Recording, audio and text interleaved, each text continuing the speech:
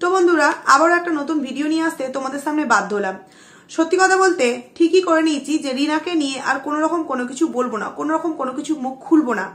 কারণ একবার যে ধাক্কাটা আমি পেয়েছি, আমি চাই না বারংবার আমি সেই ধাক্কাটা আমার ভিডিওর মধ্যে পেতে। সেই কারণে আমি ডিসাইড করলাম যে আমি আর রিনাকে নিয়ে কোনো রকম কোনো কিছু নেগেটিভ পজিটিভ কোনো কথাই বলবো না। এইবার যা কিছু বলার সন্দীপ দাকে নিয়েই বলবো, মানে তার ভিডিও দেখবো, তার ভিডিও থেকে বিনা কারণে দোষ বের করে করে তোমাদের সামনে বলবো, এরকমই একটা চিন্তা ভাবনা করলাম। এবং তারপরেই কিন্তু এই ভিডিওটা নিয়ে আসতে আমি বাধ্য হলাম যে এবার থেকে যা বলার কিন্তু সন্দীপ দাকে নিয়েই বলবো। কেন সে তার ছেলেকে নিজের কাছে রেখে দিয়েছে, কেন সে তার ছেলেকে এত ভালোবাসে, কেন তার ছেলের নাম করে এত দামি দামি গিফট ভিউয়ার্সদের কাছ থেকে নিচ্ছে, কেনই বা ভিউয়ার্সরা তাকে বিনা স্বার্থে কোনো রকম কোনো স্বার্থ ছাড়া এত দামি দামি গিফট পাঠাচ্ছে, এই সমস্ত প্রশ্ন নিয়ে কিন্তু সন্দীপ দাকে নিয়ে নেগেটিভ ভিডিও করব, এটাই কিন্তু ডিসিশনটা নিলাম। তো এইরকমই কিছু একটা ভাবনা কিছু কিছু ভিউয়ার্সদের মনে হয়েছে বন্ধুরা, এটা আমার মনের ভাবনা নয়, কিছু কিছু বন্ধুদের মনের মধ্যে এটাই ভাবনা হয়েছে। কারণ আমি প্রথম একটা ভিডিও তোমাদের সামনে দিয়েছি, আমার স্ট্রাইক দিয়েছে আইডিতে, সেটা নিয়ে, আর একটা দালালকে নিয়ে কিছুক্ষণ আগে একটা ভিডিও দিয়েছি। তারপর সেখানে দেখলাম মানে একজন দিদিভাই কমেন্টস করেছে যে রিনা আমাকে স্ট্রাইক দিয়েছে, আমি ভয় পেয়ে গেছি বলে ওকে নিয়ে বলা বন্ধ করে এবার আমি দালালকে নিয়ে বলেছি। তো তুমি যে আমাকে কমেন্টসটা করেছো, তুমি একবার দেখো না, প্রতিটা আইডি ঘুরে একবার দেখে এসো যে কে না দালালকে নিয়ে ভিডিও করছে। কারণ সে এমনই একটা কাজ করেছে যার জন্য তাকে তার পজিটিভ ভিউয়ার্সরা পর্যন্ত মুখ খারাপ করে কিন্তু কমেন্টস করতে বাধ্য হয়েছে। সেখানে তো আমি কোন দূর কি বাত, কারণ আমি প্রায়শই কিন্তু দালালকে নিয়ে যেটা মনে হয় মাঝে সাঝে সেটা কিন্তু ভিডিওতে বলি। আর রিনা আমাকে স্ট্রাইক দিয়েছে এই কারণে রিনাকে নিয়ে কোনো ভিডিও করব না, এটা তুমি কি করে জানতে পারলে?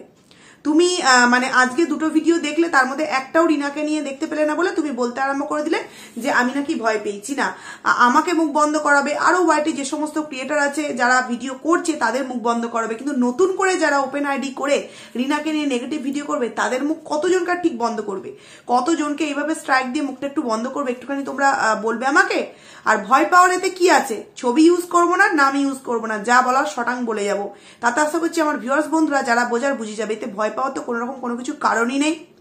এরপর আসি যে আরো কেন এই ভিডিওটা আমি করছি। একজন দিদিভাই আমাকে নিয়ে অনেক উল্টোপাল্টা কথা ওয়াইটিতে মানে কি বলবো রটাচ্ছে, তো সেই কারণে আমার মনে হলো এই ভিডিওটা দেওয়া উচিত। এবং তার সাথে এটাও প্রমাণ করব যে আমাদের দাঁত ফোগলা মহাশয় কতটা কষ্টে দুঃখে আছেন, তার মানে বিবাহিত বউকে নিজের পাশে না রাখতে পারে। মানে কি জ্বালা বলতো, বিয়ে হয়ে গেছে অথচ কিছুদিন নিজের কাছে রাখতে পারছে, আবার কিছুদিন বাবার বাড়িতে যেতে দিতে হচ্ছে। কারণ কি? ভিডিওতে দেখাতে হবে, আর ভিডিওতে না দেখালে বউ তো আমার টাকাও ইনকাম করতে পারবে না। টাকা ইনকাম না করলে আমি এত সুন্দর ফাঁট ডাঁট কোথা থেকে দেখাবো? তো এখন এই দাঁত ফোগলা মহাশয় বড় একটা সংকটময় একটা মুহূর্তে আছে, যেখানে বউকে কাছেও চাইছে, আবার কাছে এনে বেশি দিন কাছে রাখতেও পারছে না। সেই কারণে করুণ এক জিনিস আমাদের সামনে কিন্তু শেয়ার করেছে, সেটা তোমাদের সামনে দেব। তার আগে যে কথাগুলো বলছি সেটা একটু বলে নি। আমি এখানে নাম উল্লেখ করেই বলছি। শিল্পী দিদিভাই, মনে হয় তুমি আমার কথাই বলেছো। তুমি বললে যে কালকে আরশ ভাইকে দিয়েছে, আজকে তুমি আরো একটা বনুর ভিডিও দেখেছো, সেখানে স্ট্রাইক দিয়েছে, এবং তুমি আমি যে কথাগুলো বলেছি সেইগুলোই তুমি তোমার ভিডিওতে বলেছো। আমি তোমাকে কমেন্টসও করে এসেছি। তুমি বললে যে স্ট্রাইক, আমি যেটা বলেছি যে স্ট্রাইক দিলে খুবই খারাপ লাগে, তুমি সেটাতে বললে যে হ্যাঁ সত্যি সকলের খারাপ লাগে। তারপর তুমি একটা কথা বললে যে আমি যে আমার সহ ক্রিয়েটারদের বলেছি যে যারা ছবি ইউজ করছে এখনো পর্যন্ত, যাদের নিয়ে নেগেটিভ ভিডিও করে তারা যেন ছবি ইউজ না করে, নাম ইউজ না করে, এটা আমি বলেছি। তারপর তুমি বলছো যে আমি একদিকে বলছি যে কারোর ছবি যাতে ইউজ না করায়, নাম যাতে ইউজ না করায়, অপরদিকে আমি নাকি বলেছি সন্দীপ দাকে, যে সমস্ত ক্রিয়েটাররা রিনা মানে সন্দীপ দাকে নিয়ে নেগেটিভ ভিডিও করছে তাদেরকে স্ট্রাইক দিতে। তুমি কিন্তু তোমার ভিডিওতে বলেছো, আমি তোমার ভিডিওটা কিন্তু রেখে দিয়েছি আমার কাছে। তুমি বলছো পুরো এইরকম ভাবে তুমি জোর গলায় বললে যে আমি নাকি স্ট্রাইক দেওয়ার কথা বলেছি সন্দীপ দাকে। আমি তোমাকে বলছি তুমি আমার ভিডিওটা একবার ভালো করে দেখো তো, কোন জায়গায় আমি স্ট্রাইক দেওয়ার কথা সন্দীপ দাকে বলেছি। আমি বলেছি যে সন্দীপ দা তুমি এই বিষয়টা নিয়ে দেখো এবং তুমি তোমার ভিডিওতে কিছু বলো, উল্লেখ করে দিয়েছি ভিডিওতে কিছু বলো, ভালো করে কানটা খুলে আগে শোনো। তুমি যেভাবে পিঞ্চ মেরে কথাগুলো বলছিলে না, মানে কি বলবো, জুতো মেরে গরুদান করার মতো কথাগুলো বলছিলে, সেইভাবেই আমিও তোমাকে বলতে চাইছি যে এইভাবে ভিডিও না দেখে ভুলভাল কথা মানুষকে কেন রটাচ্ছ, নিজেকে কি মনে করো বলো তো? তুমি আরো একটা বিষয় নিয়ে অনেকটা বড় খিল্লি উড়ালে যে স্ট্রাইক দেওয়ার কথাটা বলে নাকি সিম্প্যাথি আদায় করছি। যেটাই তুমি করবে সেটাই তুমি মনে করো যে তুমি যেটা করছো সেটাই ঠিক। যদি তুমি এতটাই ঠিক হয়ে থাকবে তাহলে কারোর বিষয় নিয়ে কারোর বাড়ি অব্দি পৌঁছে কি করতে গেছিলে? গোপনে গোপনে মারিয়ার সাথে এর সাথে ওর সাথে কথোপকথন কেন করতে?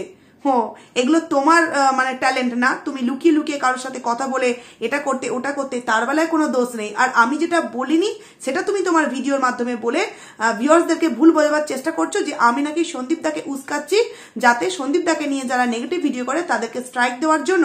তুমি দেখাতে পারবে? তোমার দম আছে যে আমি আমার ভিডিওর মধ্যে বলেছি কোনো জায়গায় স্ট্রাইক দেওয়ার কথা? দেখাও। তোমাকে আমি ওপেন চ্যালেঞ্জ জানালাম আমি আমার ভিডিওর মধ্যে দিয়ে যে তুমি যদি দেখাতে পারো আমি আমার ভিডিওর মধ্যে সন্দীপ দাকে উল্লেখ করে বলেছি তোমাকে নিয়ে যারা নেগেটিভ ভিডিও করে যারা যারা তাদেরকে তুমি স্ট্রাইক দাও, তাহলে তুমি যা বলবে আমি মাথা পেতে মেনে নেবো। তুমি আমাকে দেখাতে পারবে? আমি বলিনি। আর ভিউয়ার্সরা আমি রিকোয়েস্ট করছি আমার আগের ভিডিওটা দেখার জন্য, এবং সেই ভিডিওতে মানে আগের ভিডিও না, আমার স্ট্রাইক দেওয়ার যে ভিডিওটা, ওই ভিডিওটা তোমরা প্লিজ দেখো, বিশেষত লাস্টের দিকটা দেখো। ওইখানে আমি এরকমই সন্দীপ দাকে বলেছি, কারণ অনেক কমেন্টস আমার কাছে এরকম এসছে যে রিনা তো মানে আমাদের মতো যারা সন্দীপ দাকে নিয়ে পজিটিভ ভিডিও করি তাদেরকে এক নাগারে একের পর এক মানুষকে কিন্তু এইভাবে স্ট্রাইক দিয়ে যাচ্ছে। সেখানে অনেক কমেন্টস এসছে যে সন্দীপ দা কেন মুখ বন্ধ করে আছে, সে তো কিছু একটা এই বিষয়গুলোকে নিয়ে ভাবলে পারে। আমি তাদের কথাকে মাথায় রেখে আমি এই কথাটা বলেছি যে সন্দীপ দা তুমি তোমার ভিডিওতে কিছু একটা বলো, কিছু একটা করো তুমি তোমার ভিডিওতে। এই ভিডিও কথাটা কিন্তু আমি আমার ভিডিওর মধ্যে উল্লেখ করেছি। তুমি সেই কথাটাকে না বলে তুমি বললে আমি নাকি সন্দীপ দাকে স্ট্রাইক দেওয়ার কথা বলেছি। তুমি নিজে যেটা বলছো, তুমি নিজে যেটা দেখাতে চাইছো সেটা তুমি খুব মনে করছো আমি মহৎ একটা কাজ করছি। আদার যে সমস্ত কন্ট্রোভার্সি ক্রিয়েটাররা যা কিছু বলছে সমস্ত কিছু নাকি প্রমাণ করে দিচ্ছে, নাটক করে দিচ্ছে। তুমি কাকে নিয়ে বলছিলে খুব ভালো করেই বুঝতে পারছি। যে যার মতো করে ভিডিও করতে দাও না। তোমার এত প্রবলেম কিসের বলো তো?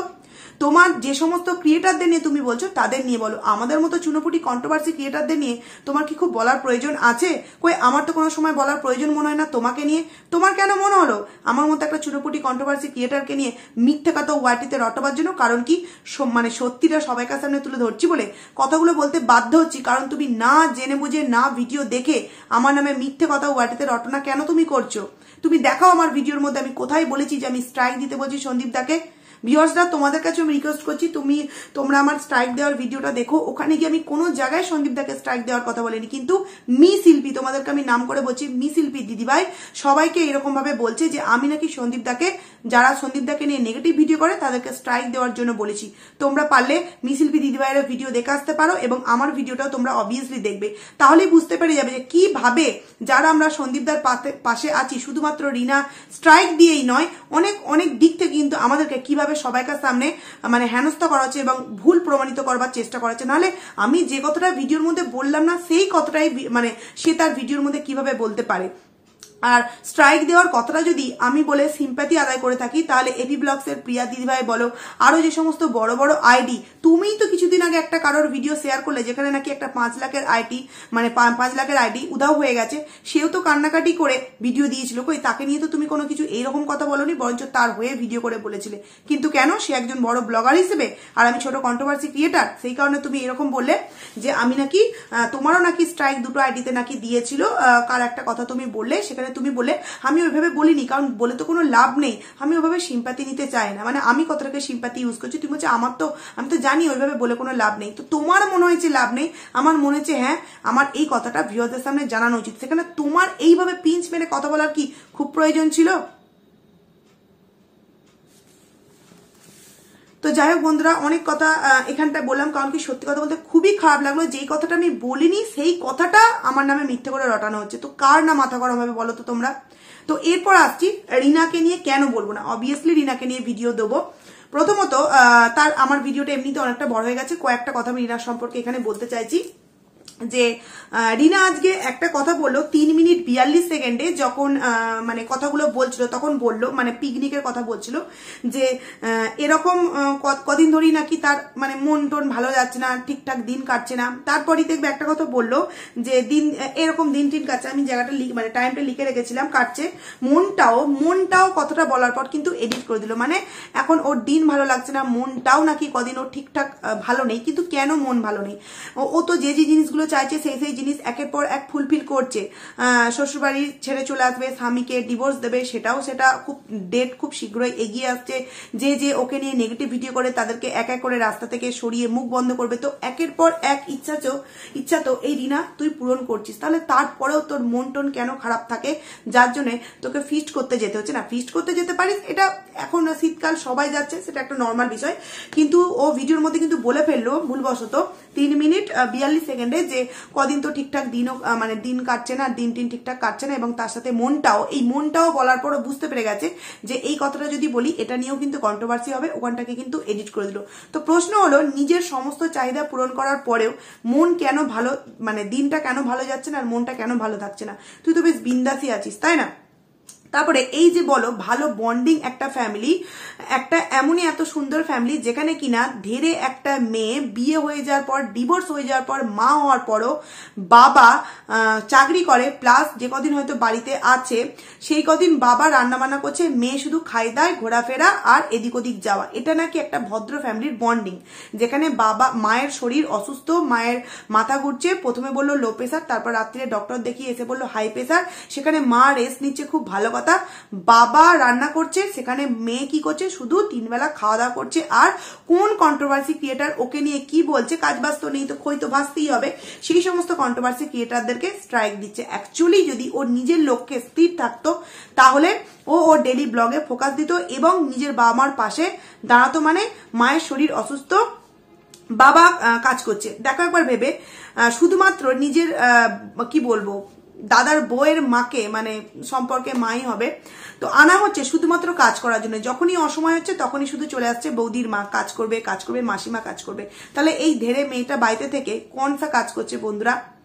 সন্দীপদা যদি কোনো বাড়ির কাজ করে থাকে তাহলে সে মেয়ে ছেলে হয়ে যায়, কোনো কাজ বাজ নেই, সেই কারণে ঘর সংসারে কাজ করে। তাহলে এখানে এই রিনার বাবা কি করছে? সেও তো কাজকর্ম করছে, কিন্তু সে করবে কেন? বাড়িতে একটা মেয়ে উপস্থিত আছে, সেই মেয়ে দিনরাত শুধু এদিক ওদিক কোন কন্ট্রোভার্সি ক্রিয়েটার কি বলছে তাদেরকে স্ট্রাইক দিচ্ছে, অথচ বাবা রান্না করছে, মেয়ে খাচ্ছে। কি সুন্দর একটা বিষয়।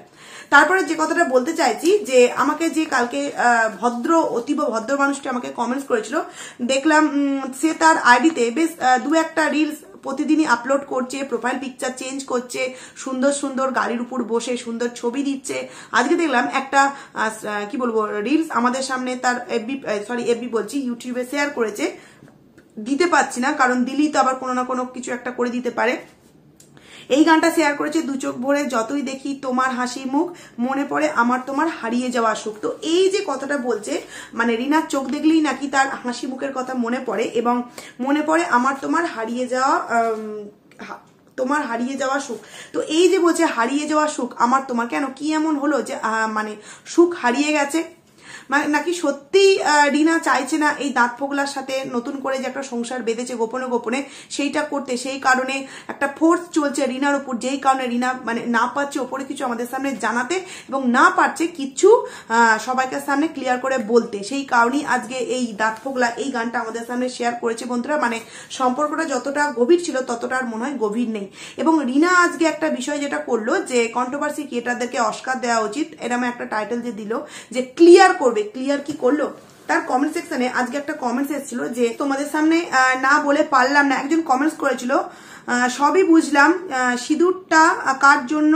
নিশ্চয়ই সন্দীপের জন্য না, এটা আগে ক্লিয়ার করো যদি সৎ সাহস থাকে। তো খুব সুন্দর একটা কমেন্টস করেছে, কারণ ও যেভাবে যা কিছু আমরা ভিডিওর মধ্যে বলছি সেগুলো নিয়ে ক্লারিফিকেশন দিতে বসে যাচ্ছে, যে কি কারণে শ্রাদ্ধ বাড়িতে খায় না বা এক্সেট্রা অনেক কিছুর ক্লারিফিকেশন দিচ্ছে। তাহলে এই যে বিষয়টা সবাই প্রশ্ন করে শাঁখা সিঁদুর কার নামে পড়ে, এইটা কেন সুন্দরভাবে আমাদের সামনে অ্যান্সার দিচ্ছে না? বিশেষত আজকে যেহেতু টাইটেলে সে কতটা লিখলো যে ক্লিয়ার করবে, তাহলে সে কেন কিছু ভিডিওর মধ্যে বললো না? বলতে পারতো যে না আমার বিয়ে হয়নি বা বিয়ে হয়েছে, এটা কিছু বলতে পারতো। সেই বিষয়তে কিছুই ক্লিয়ার করে বললো না। মানে কি বলবো, ধোঁয়াশার মধ্যে একটা রেখে দিল, যে বিয়ে হয়েছে কি হয়নি সেটা কিন্তু ওর নিজের মুখে বললো না। এই থেকেই প্রমাণ হলো, যদি সত্যি বিয়ে না হতো তাহলে তো জোর গলায় বলে দিতে পারতো যে বিয়ে হয়নি, কিন্তু বিয়ে হয়েছে। না একদিকে দাঁত ফোগলাকে অস্বীকার করতে পারছে, আর না একদিকে সবাইকে সামনে জানান দিতে পারছে যে হ্যাঁ আমি বিয়ে করেছি। কারণ যদি জানান দেয় তাহলে এটা অবৈধ, আর যদি এটা জানান মানে না দিলে দীপ্তর কাছে ও খারাপ হয়ে যাবে। সেই কারণেই ও কিন্তু মানে বিষয়টাকে জানালো না, গোপন করে গেল। তার বেলায় কিন্তু কেউ কিছু বলবে না। আর আমরা কেউ কিছু বলি তারপরেই কিন্তু তেড়ে ঝরে আমাদের উপর এসে যাবে। তো যাই হোক, ভিডিওটাকে আমি এখানেই এন্ড করছি। আবারও একটা ভিডিও নিয়ে তোমাদের সামনে দেখা করবো। ততক্ষণে তোমরা কিন্তু খুব ভালো থাকতে চলো।